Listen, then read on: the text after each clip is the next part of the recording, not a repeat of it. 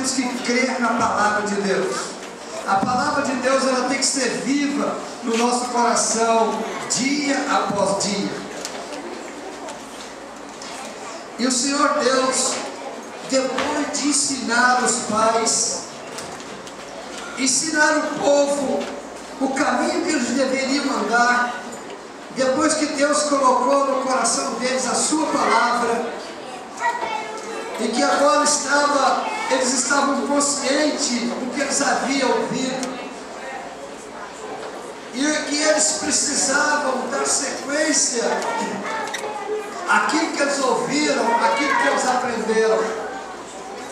Então entra o princípio do texto, fala aqui sobre os benefícios da obediência. Amém?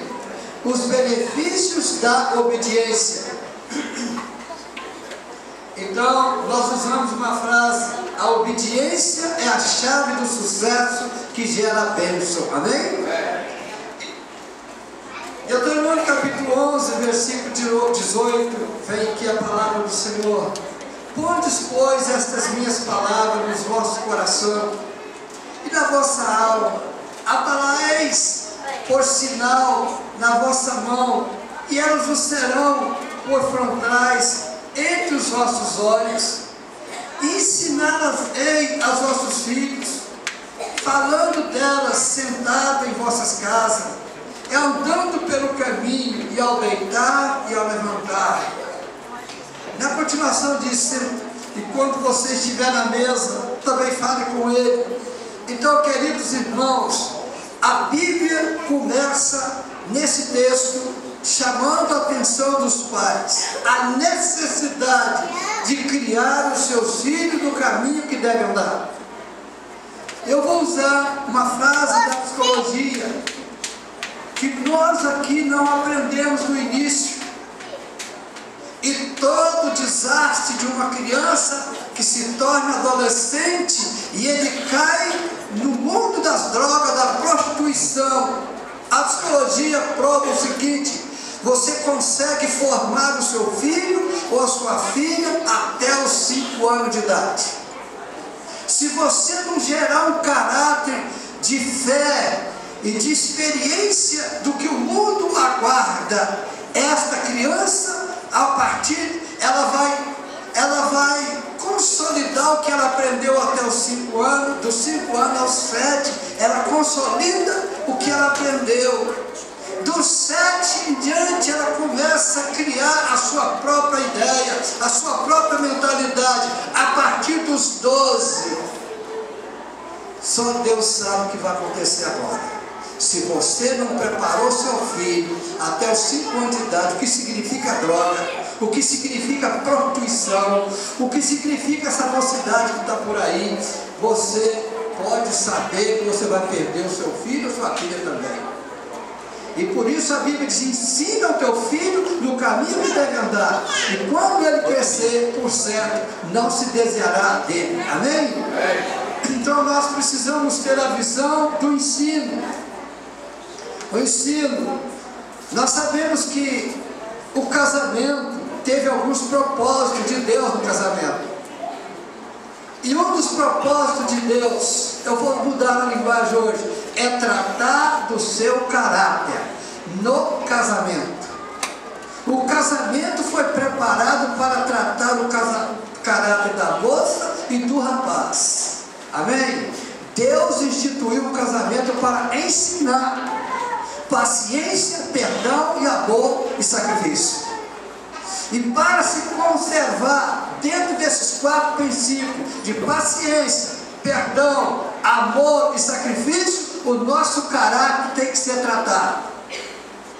Se não for tratado, nós vamos deixar a esposa em casa e vamos para a porta de botequim. Vamos sentar na beira da televisão e cruzar as pernas e falar: meu filho vai lá no botequim comprar cigarro para mim, meu filho vai lá no botequim comprar cerveja, comprar cachaça, outras coisas, e amanhã o seu filho está atolado até o pescoço e você está chorando. Então nós queremos falar, então nós estamos baseados hoje, família, vivendo os princípios de Deus, baseado na experiência que nós tivemos aqui. Eu quero citar algumas coisas coisa que está escrito em pessoas que foram ministros para ministrar sobre vida e família. Aquele que não encontra alegria dentro de sua casa, onde irá buscar? Todo pai, toda mãe tem que propiciar um meio de alegria para o seu filho dentro da sua própria casa. Porque se ele não encontra alegria, paz dentro da sua casa, então a pergunta é essa: onde é que ele vai encontrar? Segundo, poucos homens são chamados para governar a cidade ou impérios, porém cada qual está obrigado a governar. Diga comigo: cada qual está obrigado a governar sábia e prudentemente sua família e sua casa. Amém? Você pode não ser governo aí fora, mas tem que ser governo dentro da sua casa. Dentro da sua casa. Então nós temos aqui outras coisas importantes. Abraham Lincoln foi um dos homens muito sábios dos Estados Unidos. E ele entra na visão da águia. Para quem nunca ouviu falar concernente o que representa a águia nós sabemos que é um pássaro que voa mais alto. Amém? Ela voa mais alto. Quando vem uma tempestade, ela passa por cima da nuvem e deixa a tempestade passar, depois ela volta. A águia voa por cima das nuvens. Amém? Em segundo lugar, a águia é um dos pássaros que tem maior visão no planeta.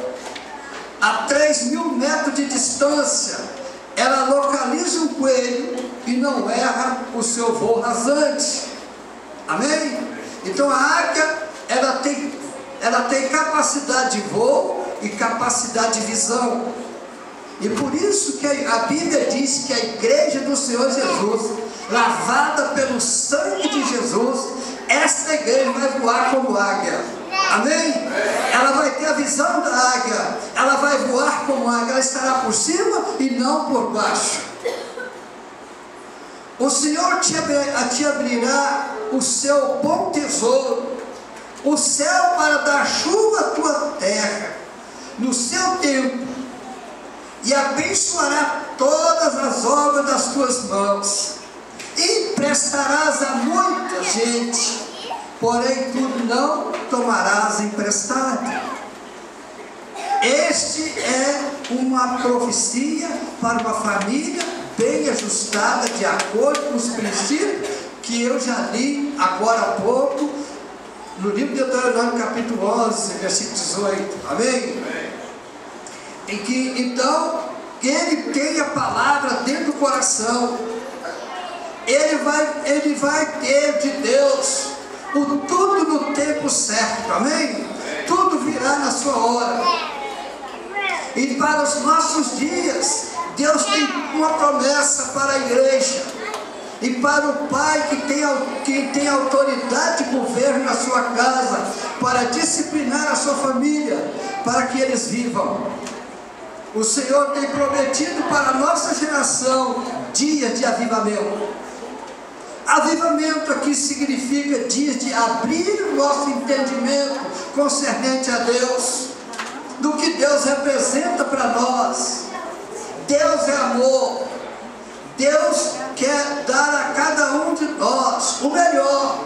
Por isso está registrado no livro de Isaías: se você quiser, comerás o melhor da terra. Tem que querer. Amém? Tem que tomar uma decisão, tem que agir, tem que correr atrás. E se você quiser, você vai comer o melhor. Amém, irmãos? É uma promessa de Deus para uma pessoa bem ajustada, uma pessoa que para analisar o seu caráter, que para analisar como agir dentro de uma sociedade. Nós reclamamos da sociedade, mas não fazemos nada por ela. Para reclamar, primeiro tem que fazer alguma coisa. E nós temos que aprender a fazer algo em prol da nossa sociedade. Amém? Então o Senhor tem prometido para nós avivamento de prosperidade dos nossos celeiros, dos nossos lagares. Eles se transbordarão. O celeiro aqui simboliza a sua despensa, aonde tem toda a fartura para que você possa comer bem todos os dias. Amém, irmãos? Aleluia, louvado seja Deus. Deus nos resgatou do império das trevas e nos trouxe para o reino do seu Filho. Qual é o objetivo? Quando somos transportados de um lugar para o outro, mudamos de atmosfera, e os céus do reino não são mais mesmice, indiferença, incredulidade, carnalidade. Os céus novos que revelam o bom tesouro. Nós precisamos estar no céu do bom tesouro. Amém? Amém? Isso nós encontramos em Malaquias capítulo 3. O bom tesouro. Então, queridos irmãos, e para nós alcançarmos essas coisas, para termos o bom tesouro dentro da nossa casa, nós temos que nos libertar da idolatria. Amém? O homem precisa ser liberto da idolatria. O que é idolatria? Idolatria é aquilo que ocupa o primeiro lugar em nosso coração. O que é idolatria? Aquilo que ocupa o primeiro lugar no nosso coração. Não é apenas adorar um boneco de gesso ou um crucifixo com uma representação de um homem. Há pessoas que idolatram o trabalho, o ministério, a família, o time de futebol. Cada um de nós pode ter algumas coisas dentro desse princípio de idolatria. Por isso a Bíblia manda que o homem fuja da idolatria, conforme está escrito em 1 Coríntios capítulo 10, versículo 14. Amém? Então nós temos que fugir da idolatria. Nada pode assumir o lugar de Deus no nosso coração. Existe um espírito maligno chamado Mamon, que suga as riquezas do povo. Ele aparece em Joel como gafanhoto. E este espírito estava na vida de muita gente, ou está na vida de muita gente. Tanto líderes religiosos como qualquer outra situação, todos estão sendo contaminados. Se nós não abrirmos os nossos olhos, segundo a palavra de Deus, e para que nós libertemos a nossa família, juntos seremos libertos, se obedecermos às ordens que Deus determinou para nós. Amém? Quem não obedece é sacrificado e tem perdas irreparáveis. Filhos que não obedecem ao pai e à mãe não terá dias prolongados sobre a terra, que é o primeiro mandamento com promessa, como está escrito em Efésios capítulo 6, versículo 2. O filho que não obedece não tem seus dias prolongados. Essa morte de que o texto fala é mortal, é moral, é emocional, é intelectual. Se o marido não obedece a palavra em cuidar da esposa, a esposa em cuidar do marido, e o casal em cuidar dos filhos, haverá abertura de maldição dentro desta casa. Então qual é o princípio? Em primeiro lugar, o marido tem que obedecer a Deus. O marido tem que obedecer a Deus. O filho tem que respeitar o pai. A mulher tem que cuidar do marido. E os dois cuidam do filho ou dos filhos. Amém? Amém, irmãos? Então, isso está registrado em Deuteronômio capítulo 28, versículo 1. se diligentemente, né, não ouvir e não obedecer. Então, a obediência é que gera os princípios pelo qual nós precisamos abrir nossa visão. Porque, em terceiro lugar, nós temos que velar pelas promessas de Deus, amém? Nós temos que velar pelas promessas de Deus. E eu quero dizer para vocês uma coisa. Muitos de vocês podem ignorar o que eu vou falar agora, mas eu sou consciente diante de Deus que eu estou falando a verdade. Um dos espíritos terríveis que nós temos hoje, que está prendendo muita gente, levando tanto ele quanto a sua família para o inferno, chama-se religião. A pessoa, porque tem uma religião, ele fecha as portas do seu ouvido e não procura descobrir na palavra de Deus o que Deus preparou para ele. Ele não abre a Bíblia para ver o que Deus está falando com ele. Ele está preso a uma denominação, ele está preso a um dogma eclesiástico, e nós não podemos estar presos a uma religião. Nós temos que estar presos em Cristo Jesus, o nosso Senhor. E é por isso que Jesus disse: examinai as Escrituras, porque vós cuidai de ter nela a vida eterna, e são elas que dão testemunho de mim. Não é a sua religião, não é a minha religião que vai te salvar e que vai te levar para o céu. Eu duvido que a Igreja Batista leve alguém para o céu. E assim qualquer outra religião vai levar ninguém para o céu. Que vai levar o homem para o céu aquele que se converte ao Senhor Jesus Cristo. Aquele que tem no coração os princípios da palavra de Deus na sua vida. Jesus disse aos que nele creram: se vocês permanecer na minha palavra, verdadeiramente sois meus discípulos, e conhecereis a verdade, e a verdade vos libertará. Não é a religião que vai te libertar, é a palavra de Deus no teu coração. Como diz Davi: escondi a tua palavra no meu coração para não pecar contra ti. Nós temos que nos libertar de tudo que nos prende e nos voltarmos para Cristo. E Ele tem o caminho que você deve andar. E para que isso aconteça, é preciso velarmos pelas promessas que Deus preparou para a sua igreja, para o seu povo, para a sua família.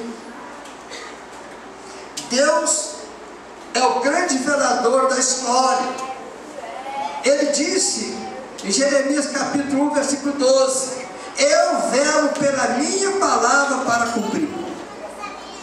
Amém? Eu velo pela minha palavra para cumprir.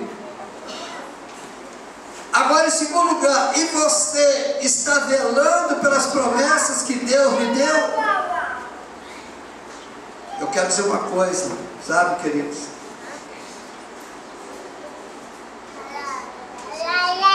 O nosso período do cristianismo, que começou do ano 320 até hoje, foi programado para tirar a palavra de Deus do coração do homem. Vocês precisam buscar, hoje a internet oferece. Entra nas enciclopédias e procure descobrir tudo o que aconteceu. Em 1945, foi quebrado a maior maldição que foi tentado fazer para que o povo não conhecesse a palavra de Deus. Na caverna de Qumran, eu estive lá. A caverna de Qumran foi encontrado mais de 2.000 Bíblias no original. Mais de 2 Bíblias no original.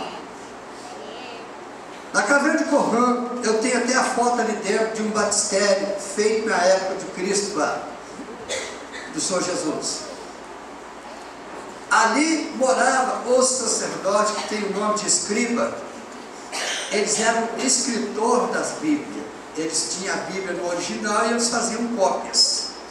E como a perseguição contra a igreja era terrível, O que eles faziam? Eles escreviam Bíblias e botavam dentro de um pote que nós conhecemos aqui como talha d'água, parecido, né? Então fazia aquele pote de barro e queimava bem queimado e botava a Bíblia ali dentro, ia lá, furava um buraco na pedra, escondia dentro da pedra. E eles conseguiram guardar ali dentro mais de 2.000 Bíblias no original. E quebrou todo argumento contra a Bíblia foi quebrado ali. Ali não teve mais como ninguém discutir o contrário da palavra, porque Deus fez prevalecer a sua palavra para que hoje nós tivéssemos ela na mão, com toda a convicção de que nós estamos diante da palavra de Deus. Amém? Amém? Então nós precisamos abrir a nossa visão, nós precisamos ter uns princípios pela qual é necessário que o homem tenha